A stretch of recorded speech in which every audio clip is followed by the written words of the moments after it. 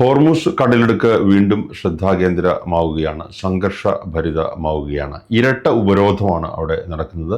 ഒരു ഭാഗത്ത് അമേരിക്കൻ സൈന്യത്തിൻ്റെ നിയന്ത്രണമുണ്ട്, ഉപരോധമുണ്ട്. മറുഭാഗത്ത് ഇറാൻ്റെ പ്രതിരോധമുണ്ട്, ഇറാൻ റവല്യൂഷണറി ഗാർഡുമുണ്ട്.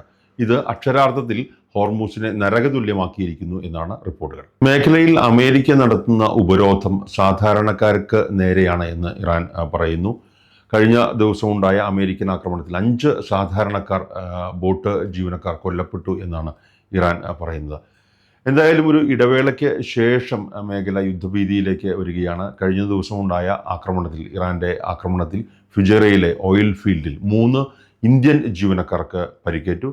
ഇന്ത്യ അതിനെ ശക്തമായി അപലപിച്ചിരിക്കുകയാണ്, ആശങ്ക രേഖപ്പെടുത്തിയിരിക്കുകയാണ്.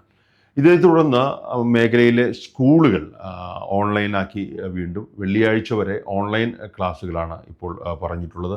അങ്ങനെ ഒരു ഇടവേളയ്ക്ക് ശേഷം ഈ മേഖല യുദ്ധഭീതിയിലേക്ക് ആയിരിക്കുന്നു എന്നുള്ള ഒരു കാര്യം, അതിന് കാരണമാകുന്നത് ഹോർമുസ് കടലിടുക്ക് തന്നെയാണ്.